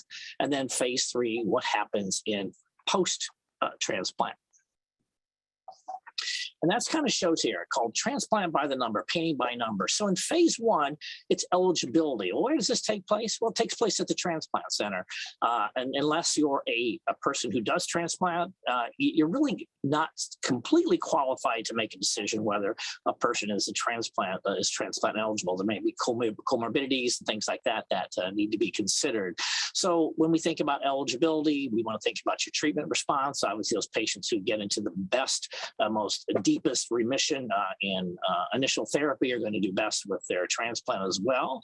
We have to think about insurance authorization, and we have to collect stem cells. So the first part of that, going to a transplant center, if there's not one near you, that can be a little daunting for some patients, but going to the transplant center. And then we'll need to return that as well for collecting stem cells. So the actual total time probably involved in that, it's just a couple of weeks for the most part. And then you head back to your treating physician, and they will be basically continuing with the induction therapy. The next step is the transplant itself, and that's when we actually get high-dose chemotherapy. This will be melphalan, and this will be toxic. You will lose your hair, you will have diarrhea, your peripheral counts will all drop way, way down. You may need blood transfusions and things like that, but that's also where we reinfuse the stem cells back into the patient. And there's a lot of supportive care needed during this time, especially the couple of weeks that your peripheral counts are very, very low and you have a really weakened immune system as well. Duration, typically a couple of weeks in the hospital. Sometimes we do that as an outpatient as well, depending upon your proximity to the transplant center. So we generally tell patients anywhere from 3 to 4 weeks that this is going to take them away from home, and they're going to be at the transplant center. The big part here then is what happens post-transplant. And we think of the post-transplant time as basically up to day 100. And that's really historical. The day 100 is not an absolute number. We think about day 100, but that's the time when you recover. When your immune system starts to recover, you start to recover your performance status. And usually at day 100, around that time is when we repeat a bone marrow biopsy and we look at that response from induction up through transplant. And then we talk about beginning maintenance therapy at that time. So again, that goes anywhere from the time you get out of the transplant center itself up to about day 100. The nice thing is that can all take place at home. You do have to make occasional visits for labs and things like that. But for the most part, at least you're back home again in your own environment. Throughout this whole process, you really need a care partner. And they're going to be throughout the entire time. Phase 1, when you're going and looking about at the transplant center, education. When you go to a transplant and they talk to you about it, you're going to hear one thing, your care partner is going to hear another. So those education sessions are really important. Phase 2, again, it points out that some transplant centers, you can actually do the transplant management at home. So patients will do an outpatient transplant. And then phase 3 is where it's really important during that recovery up to day 100, continued support for your care partner then as well. Is it one person? In some cases, yes. Other patients have a variety of family members and or close friends who participate as a kind of in a team effort then as well. So regardless of what you do, if you go through a transplant or not, I think the things to think about, and there's been a few questions about symptoms. We talk about whether you go through transplant or whether related to myeloma. There was a large study that looked at a number of symptoms that patients reported, the most important ones throughout the entire disease trajectory. And this was looking basically from diagnosis up through end of life. And they divided the symptoms that were reported into 3 categories. And they're not mutually exclusive. I would point out that something like fatigue can be both physical and psychological, but we talked about physical problems, constipation, pain, neuropathy. We talked about psychological issues there. And I don't want to, excuse me, I don't want to minimize the financial issues that can be associated with the treatment either. So I think let's look at a few of the physical symptoms first, and the ones that patients brought up the most. For the most part, I think the good thing about treatments with multiple myeloma is that nausea and vomiting is quite minimal. What we do find a lot more issues with, however, are constipation and diarrhea. Diarrhea can be caused by the treatment itself. Also, we have to be thinking of some of the over-the-counter medications that you might be taking, some laxatives, any antacids, some antibiotics, and things like that as well. So be aware not just of the treatment, but some of the things you might be doing as well. We talk to patients about avoiding caffeinated, carbonated beverages as well. And anti-diarrheal medications are really important. Over-the-counter Imodium, we do have some prescription medications as well. Lomotil, Welchol, things like that that can be useful for patients who don't respond to the Imodium. And fiber-binding agents, Metamucil, Citracel, Benefiber can be very important for helping with diarrhea. Remember, these fibers, basically, they bind water, and so they can help with the hold that water that would normally come out in very loose diarrhea. Constipation can be another huge issue, especially at the start if patients are on opioid pain relievers for pain. There's any number of medications you might be taking, both prescription and over the counter, that can contribute to that. We again have over-the-counter medications that can help with constipation, whether it be Docusate or Senna or Miralax or things like that. And again, fiber binding agents. How do fiber binding agents work? They bind up water, and so they can make your stool looser. Make your stool looser and hold in that water. And so again, fiber can help with both constipation and diarrhea. The one thing you have to be thinking about if we have diarrhea is dehydration. We really talk about saving your kidneys, protecting your kidneys for patients with myeloma. So important to manage the diarrhea from that standpoint as well. The other big thing which patients certainly concern themselves with, and fractures are a very, very common thing patients present with, and pain absolutely compromises quality of life. And you can have sources of, again, bone disease, especially initially when patients present. Neuropathy is going to be more important probably as treatment goes on. We unfortunately do have a number of medications, treatments that cause a fair amount of neuropathy. Management, prevention. Prevent it when possible. So bone strengtheners for sure. We use antivirals to prevent shingles and things like that as well. What intervention we use depends upon the source of the pain. So we would treat bone pain different from neuropathy. Sometimes we need surgical intervention. If a patient has a tumor, radiation therapy can be very effective as well. And there are complementary therapies as well. Yoga, acupuncture can be very effective for some patients then as well.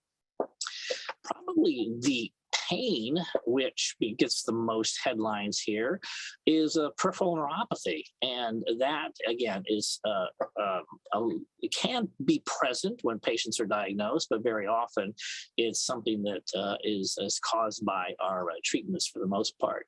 The big thing about peripheral neuropathy isn't management, but the big thing about peripheral neuropathy is prevention. And down here in the blue, it says report symptoms of peripheral neuropathy early to your healthcare provider. So peripheral neuropathy is very minor. We can actually make adjustments and do things. We can actually reverse and prevent the peripheral neuropathy. Sometimes if the peripheral neuropathy gets really bad, it will not be reversible. And it will also sometimes negate drugs that are working.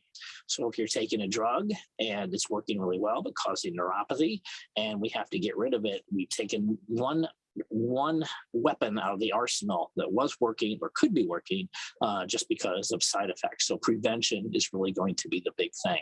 So how do we recognize peripheral neuropathy? Well, up here on the left, peripheral neuropathy, damage to the nerves, extremities. I've heard it explained in many, many, many different things. Here it talks about numbness, tingling, prickling, things like that. I have probably heard 50 or 60 different definitions of what people have.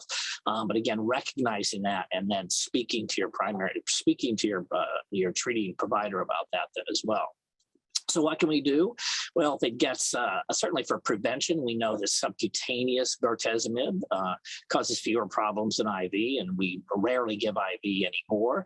Once weekly administration, so something like Velcade, it tends to be a little more dose dependent in terms of the problem. So once weekly rather than twice weekly. We know that keeping your skin moist, so cocoa butter is something we can use as well. That helps with the neuropathy. There are some supplements that may help people as well. B complex vitamins, the B1, B6, B12. Certainly want to look for some nutritional deficiencies as well. I caution you not to take too much B6 because too much B6 can actually cause neuropathy on its own. So down at the bottom, if it worsens, we may have to change your treatment. There are dose reductions we can make, which can certainly help as well. We can prescribe oral medications, topical medications. Sometimes we do have to prescribe opioids, suggest physical therapy. And at our institution, we send people a lot to our supportive care clinic as they're very good at managing different types of pain, including neuropathy as well. The part that goes both physical and psychological, as I mentioned, some of those symptoms that were described cross really borders here. One of those is fatigue, and it's really, really common in patients with multiple myeloma. You can see here about 100% of patients that reported fatigue, and so it can be from anemia, it can be from pain, anxiety, a whole variety of things that can lead to fatigue. So it's not just one thing that's going to have to change to get rid of most patients' fatigue. Anxiety is another one. Anxiety and depression, you can see those in 35 to 25% of patients. There's a whole host of causes for the anxiety and depression, from financial concerns, disease progression, and things like that. Those are probably underreported because sometimes there's a stigma to reporting anxiety and depression, but we do have ways of helping with that as well. We do have counseling, again, supportive care clinics. We have those, and there are a number of medications as well that can help handle the fatigue, anxiety, and depression. And sometimes those are, and we list those up there all together because sometimes those appear in a triad as well. What can we do to help with that? Well, this slide kind of tells you rest and relaxation. I know these things are easy to say, just so get adequate sleep, things like that. And so but that's absolutely true. Getting good sleep can certainly help. And so there are some other things that are associated with poor sleep. Again, anxiety, a weakened immune system. What interferes with sleep? Sometimes it's a medication. Obviously, we're giving you steroids. Those don't help. Psychological issues.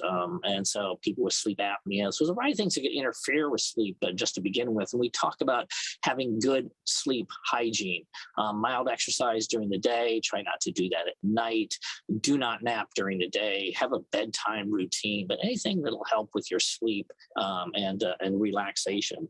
And so a little bit farther then on this is in this next slide. So what else can help with the psychological part of that? Managing your stress. Rest, relaxation, the good sleep hygiene, education, exactly what you're doing today. So getting that education component and support groups, if you have a local support group as well. Maintain a healthy weight, see your primary care provider for health screening, stop smoking, dental things, but all those things that might really, really help with both the physical and psychological issues that are associated with treatment for pretty much any cancer.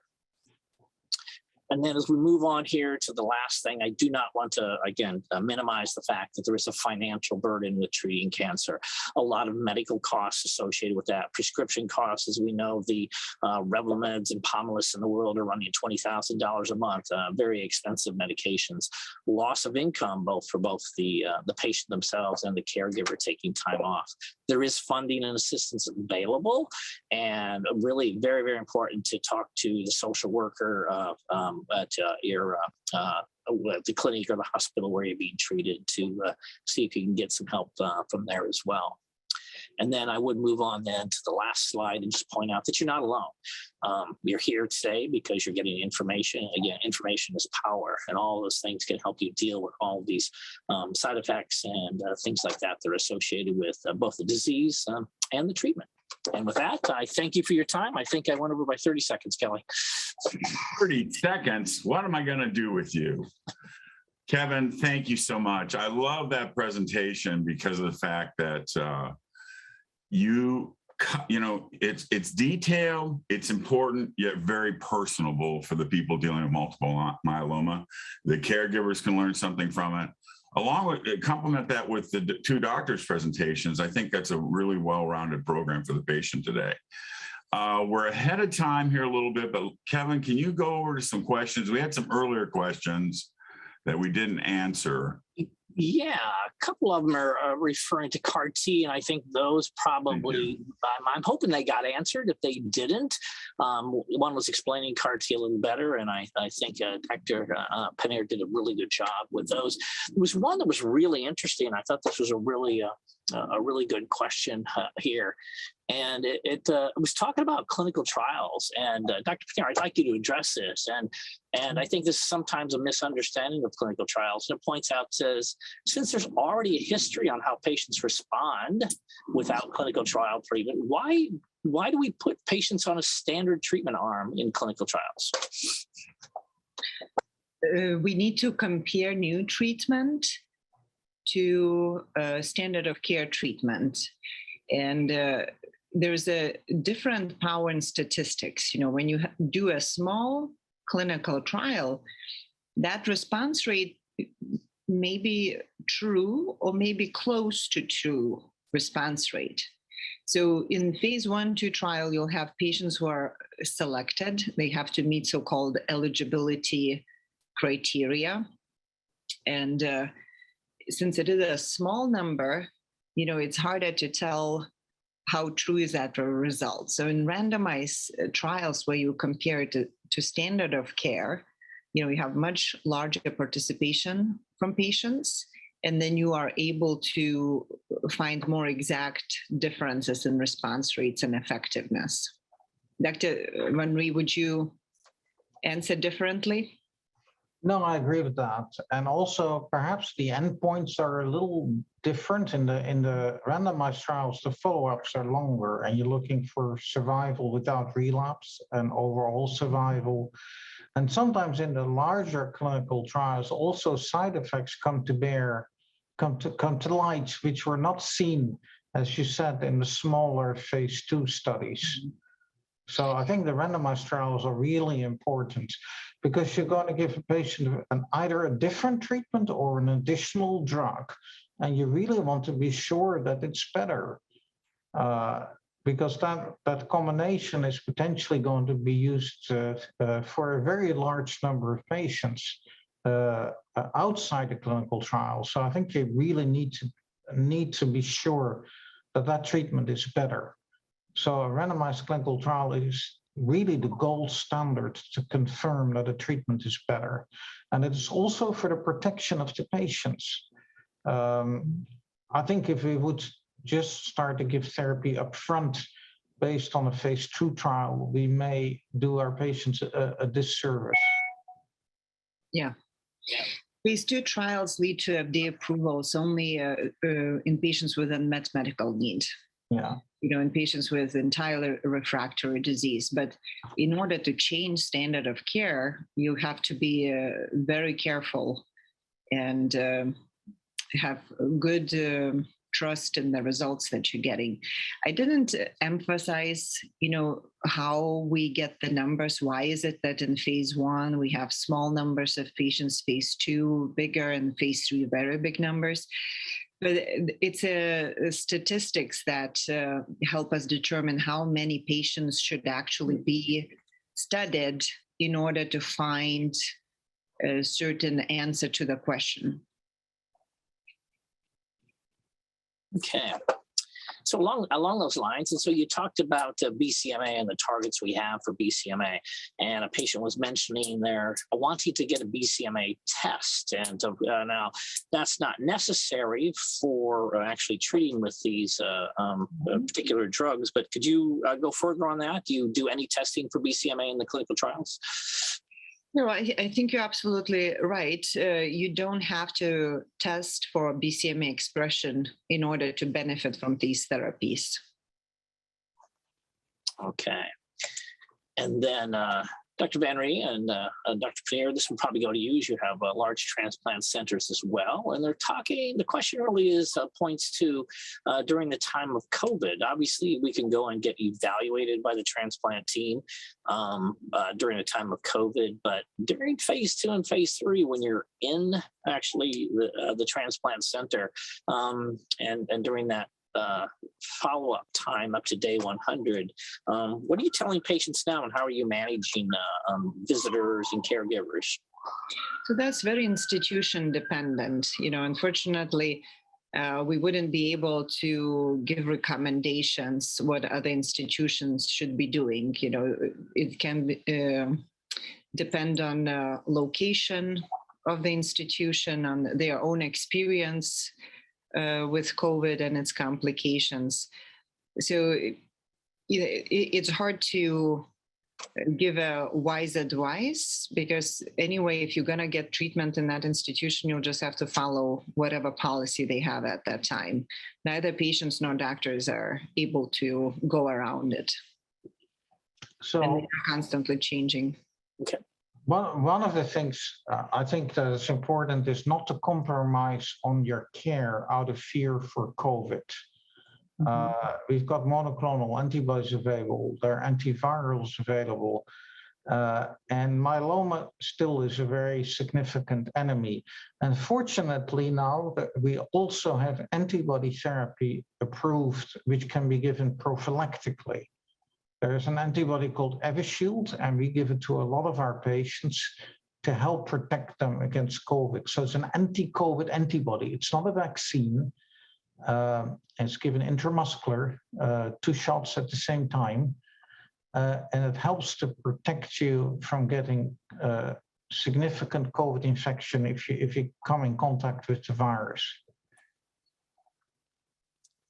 And can I jump off of that information then as well and ask you, what are you telling your patients and caregivers in terms of the booster shots? Now there's been a 4th one approved. And so what are you telling patients they should be doing?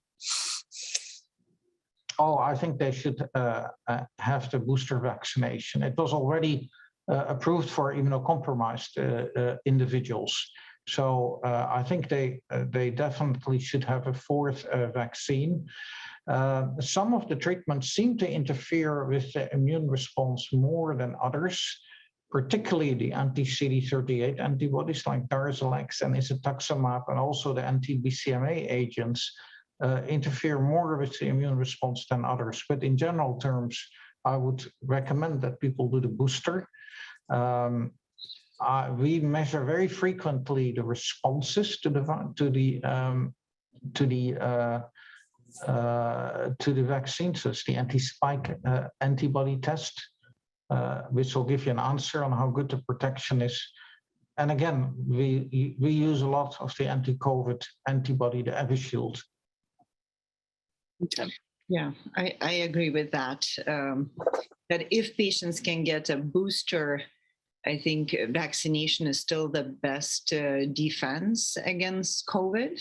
But if there is no response to vaccination, then Evishield is helpful. And it's interesting that if patients don't respond to 2 shots, they can actually respond to the 3rd shot. So if you've only had 2 shots, you should get the 3rd one. And if it's been 4 months since your 3rd one, you could now get a 4th vaccine as well. And along those lines, there's a question about immunity to everything. So, you know, we revaccinate patients starting at a certain time points past stem cell transplant. And the question is, do I lose all of my immunity? Do I have some immunity left? And am I at risk? And I think along with that, would you restart your COVID vaccinations again after transplant? Yeah, so patients after transplant need to be revaccinated to all of their vaccines, and COVID including.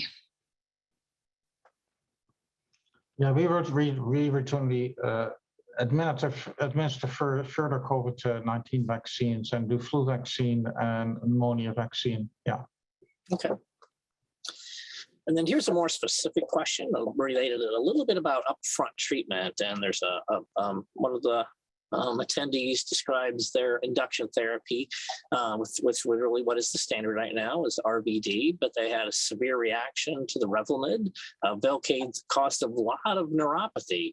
And so this is obviously one of those instances where, again, one size doesn't fit all. And so the question would be, at least in your institution, what might you substitute induction therapy for when you can't use RVD?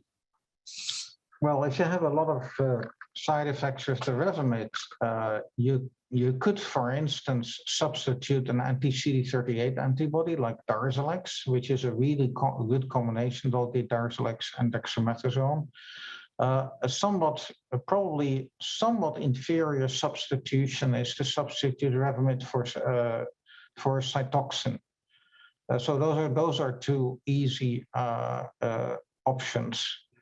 And probably most of us would prefer to add the anti-CD38 antibody there rather than the Cytoxan.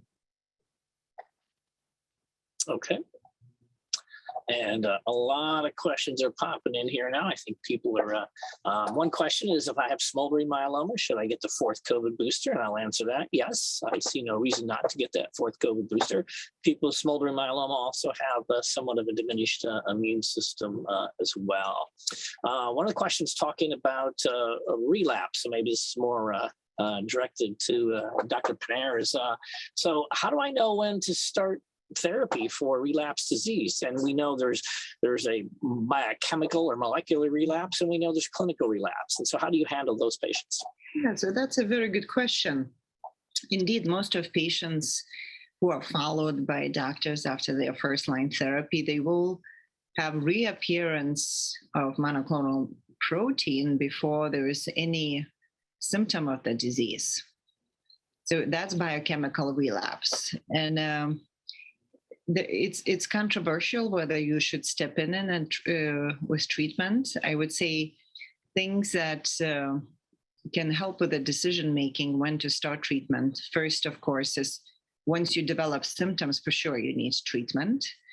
If you have very rapidly increasing monoclonal protein, it's probably a good idea to start treatment because symptoms will follow. And if you already have known high-risk disease, I think majority of physicians would start treatment at biochemical relapse as long as there are available safe therapies. But in patients who have had very long remission, they have standard multiple myeloma, maybe there's a concern how well they may tolerate treatment. It's reasonable to follow closely patient because some of them can take a year or two before they will need treatment. Okay. Would you like to add anything to that, Dr. Van Rhee? I agree entirely with everything Dr. Painter said. It is also important to realize that there are a number of people with a biochemical, a very indolent relapse who actually don't go on to develop a frank relapse. It's almost like they reestablish their MGUS again, their monoclonal gammopathy, and they sort of more or less remain stable.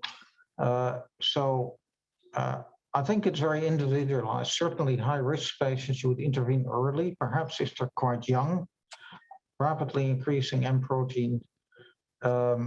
And in some of the patients, you sort of can predict or at least guess that they may be these patients where the myeloma really isn't going to take off very much, and you can just observe them.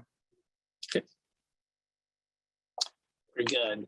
The question about the timeline for getting COVID revaccination at our institution, we restart those vaccinations at the same time we restart the other ones. Is there any difference in how you revaccinate at your institutions? For COVID, we start at 100 days. Yep. For the rest of the vaccines at half a year, 6 months.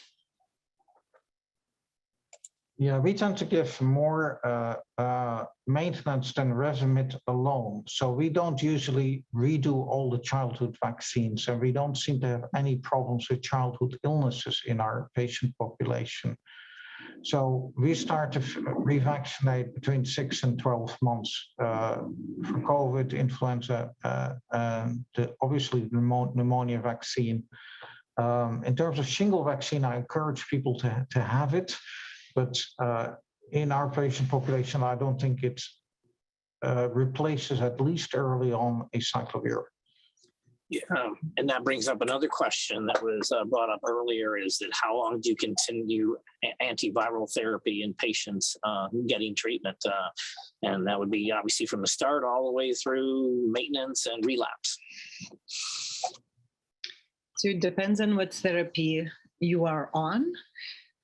It's proteasome inhibitors like pertuzumab, Velcade, carfilzomib, anti-CD38 antibodies like daratumumab. Those are the medications that can cause reactivation of shingles, and you should be on a cyclovir all throughout, and even 3 to 6 months after you discontinue those therapies. I usually have patients taking a cyclovir even if they've had shingles vaccine, because I consider that the vaccines rely on immune system to be effective. And when you do these drugs, you're manipulating that immune system. So we don't have data to say that vaccines would prevent shingles reactivation when on these therapies. Now, on the other hand, if you're on Revlimid maintenance, which is by far the most common type of maintenance, and some people can be years and years on it, long-term acyclovir is not needed. Okay. Very good. Question here, and I think I'm gonna interpret this question correctly. And it talks about harvesting stem cells, and then perhaps if you've gone to remission and been in remission maybe 5 or 10 years, what's the longest time where you've actually used collected stem cells to perform a second transplant? Maybe I should answer that. Okay. So in principle, your stem cells are more or less good forever. So they're certainly going to be durable for your, usable for your lifespan. There have been studies done with patients transplanted with stem cells collected 15 or 20 years ago. And we've had patients who've had their stem cells in storage for a very long time, and we've reused them late. So there is absolutely no concern about using stem cells which have been frozen for 10, 15, or 15 years. They're absolutely usable, and they will produce reliable engraftment. And typically we check viability as well when those things are thought out as well. So interesting practical question. And so this, I address this to both of you. Role of diet in maybe treatment of myeloma, progression of myeloma then as well. Dr. Van Rhee, Feel free to jump in here. Yeah. Yeah, I don't want I think patients should eat a healthy diet. They should maintain their weight. I also encourage them to take a multivitamin. They should take sufficient vitamin D and calcium. But I think it's important to maintain your body weight and to have a healthy lifestyle, to exercise as you can tolerate given the circumstances. And again, vitamin supplementation, especially vitamin D and calcium and B vitamins can be helpful too. You just have to be careful with vitamin C with Revlimid. Yeah, so actually, diet has not been studied as much. It always raises high interest, but there was one study done by Iceland actually, looking into whether Icelandic diet can help prevent MGUS progression to multiple myeloma. And they showed that, yes, it could. So what does that mean? I don't know, Dr. Van Rhee, I'm not very familiar with Icelandic diet, but I think it included some bloody sausages and rye bread and what is that, shark, right? That's so not things we usually do. So I tell patients that in general, whatever is healthy for your body will be good for myeloma. You don't have to go into any extremes of the diets. You know, yes, there is a lot of information out there that sugar can feed cancer, but you know what? Too much sugar is not good for anyone. We all are eating too much sugar. So I wouldn't go, into extremes of eliminating all the sugar in my diet, but choose what Mother Nature gave. Don't go for stuff from factory. And if your food has colors and shapes, you're probably getting a variety in diet that will supplement you with all the nutritional needs. Variety is very important. And if you wanted to go on, I think it's called myplate.gov, they have the latest recommendations on what the healthy plate should look like. The other thing to say is there is a little bit of myth going around about sugars and cancer. You should certainly not remove sugars to such an extent from your diet that you're going to be malnourished. In animal experiments, you literally have to starve mice to have any impact of cancer. So and patients should be in good physical condition to tolerate their treatment. So I agree with Dr. Painter, excess sugar is not good for anybody, but you certainly need to have a healthy diet, which includes a normal intake of sugar. And I point out to my patients that though every cell uses sugar for energy, but we can't eliminate it entirely. So, but the idea that a ready source of energy for a cell that's rapidly growing is probably not a good thing. And I think there has been some association with, I guess, leptins produced by the adipocytes as well, and stimulating cancer, including multiple myeloma. There's been a study done and the leptins are produced by the fat cells, and there's some association then with obesity and different cancers, including multiple myeloma. All right. Anything else coming in? Don't see any questions. Did you see any I missed, Dr. Van Rhee, Dr. Painter? It caught my eye. There was a question about neuropathy and treatment of multiple myeloma. So I'll just mention which therapies we consider to be neuropathy sparing. So one will be daratumumab. Then I'd say carfilzomib has fairly low rates of neuropathy. And belantamab mafodotin is not reported to cause neuropathy. The highest rate is with Velcade, and then a lesser rate with Revlimid, pomalidomide, or carfilzomib. I would like to make one general comment for patients who are listening who are newly diagnosed. Certainly, it's not easy to cure myeloma, but myeloma is a curable disease. Both we and the Spanish have shown that there are patients who survive disease-free very long term. The question, and that requires a lot of therapy, the question is how to achieve that for everybody. And I think the newer drugs offer a lot of hope. And I think the outcomes are continuing to improve. So when you're newly diagnosed, yes, some people will relapse, but many patients do extremely well and have long-term remissions. So please be positive about your disease when you're listening and you just start your myeloma journey. Well, Kevin, I think that pretty much wraps up the questions, unless you see another one that we should put to them. And yourself. Yeah, not so much. I think we did a good job. Thank everybody for the questions. And again, thanks to all of our industry supporters. Yes, and thank you, Doctors Panner and Doctors Van Rhee, taking a Saturday to help out patients.